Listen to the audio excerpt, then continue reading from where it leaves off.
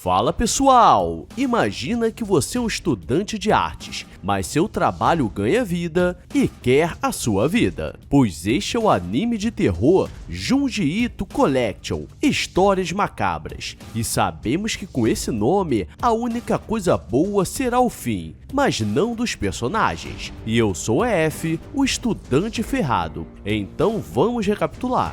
Nossa primeira história de terror do dia se chama Sombras no Beco, e tudo começa com um jovem estudante chamado Ishida, que estava em busca de um quarto para morar nesse período como universitário, e ele encontra uma pensão muito bacana e é muito bem recebido. E a dona diz que o local era o antigo quarto da sua filha, e o local é bem confortável. Antes de anoitecer, ele sai para dar uma volta para conhecer o bairro, mas alguém estava o seguindo e ele precisava voltar antes do jantar, porque estava tudo incluso, e nunca que encontramos algo parecido por aqui. E durante o jantar, ele é apresentado à filha da dona, que se chama Shinobu, e a jovem é toda estranha, como se não gostasse de pessoas, e ela diz que só tinha 14 anos, mesmo parecendo ter no mínimo 30, e depois ele volta para o quarto para ler e dormir. Mas aqui que tudo começa a ficar estranho, pois ele começa a escutar o som de algumas crianças brincando ao lado da casa, mas ali só existia um beco que era fechado por um grande muro com arame. Ishida é curioso, porque não sabe como alguém poderia brincar aquela hora ali, e se pendura pela janela para conseguir enxergar algo e quase cai. Mas olhando não dava para enxergar nada porque estava muito escuro, e ele acha que era coisa da sua cabeça. E se tratando do Japão, algumas coisas precisam ser ignoradas, porque os espíritos respondem a outra jurisdição. No dia seguinte, ele começa a arrumar seu quarto, e Shinobu aparece mais simpática, falando que aquele era seu antigo quarto, e começa a ajudar a arrumar os livros no armário. E Ishida pergunta se tinha alguma coisa no beco ao lado, porque escutou alguns jovens mequetrefes brincando, mas ela diz que não tinha nada, e pergunta como ele sabe do beco, e ele diz que se pendurou pela janela. Ele acha que não era nada, mas nessa noite ele começa a escutar o som de um homem muito esquisito fazendo alguns barulhos estranhos e não consegue estudar.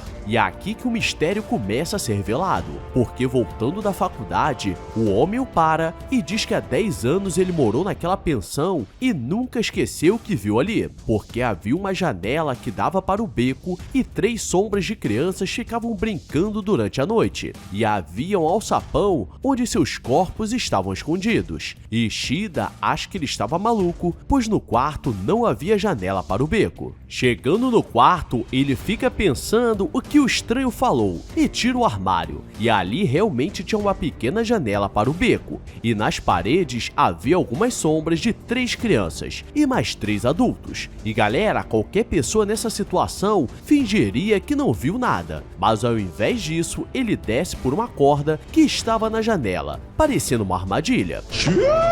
E para abrir o alçapão que estava trancado, ele pega um tijolo e encontra alguns corpos. Assustado, ele tenta subir, mas Shinobu acerta sua mão com uma faca e diz que ele descobriu o seu mistério, porque ela não tem 14 anos, e diz que essas sombras apareceram ali há 10 anos, quando alguns jovens do colegial zoavam com ela, e na raiva ela os jogou ali e escondeu os corpos. E seu pai descobriu o que aconteceu, mas ajudou a encobrir, e com o tempo ele jogou outras pessoas que também não gostava, e desde então essas sombras apareceram de noite, e elas tentam atraí-la para o beco para poder se vingar. E pela queda, Ishida acaba desmaiando e ela desce para terminar o serviço e prender ele no buraco. Mas quando ela tenta voltar, aqui veio o plot twist, pois a corda foi cortada e agora ela terá que sobreviver a esse beco sombrio. E galera, para uma mãe fazer isso, ou ela é muito ruim ou a filha é o diabo.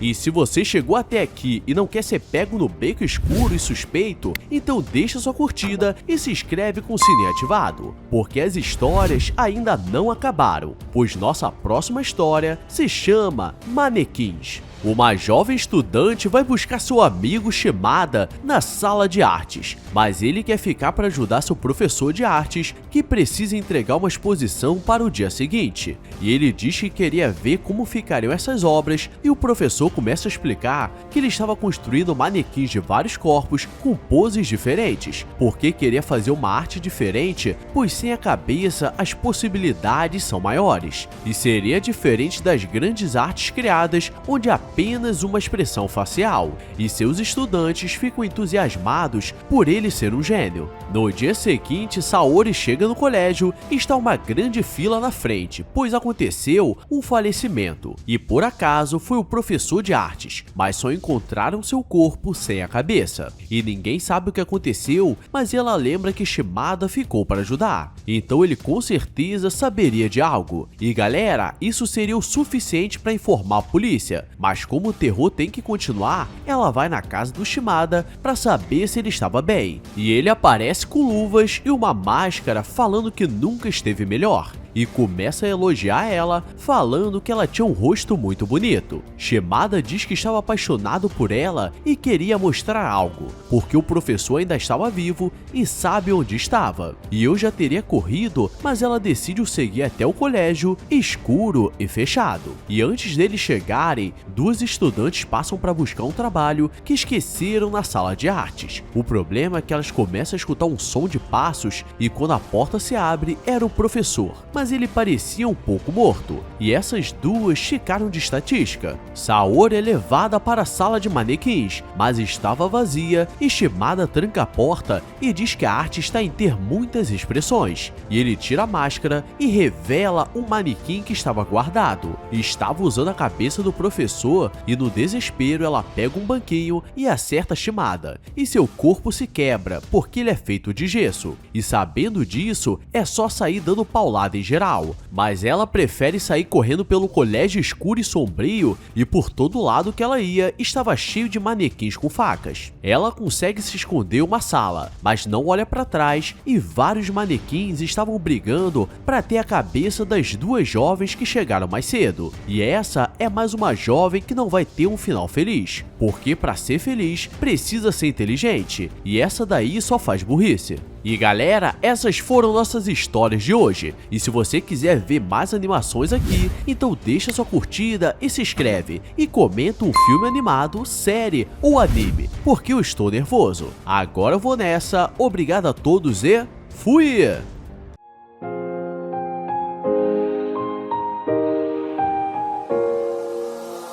I walk a lonely road.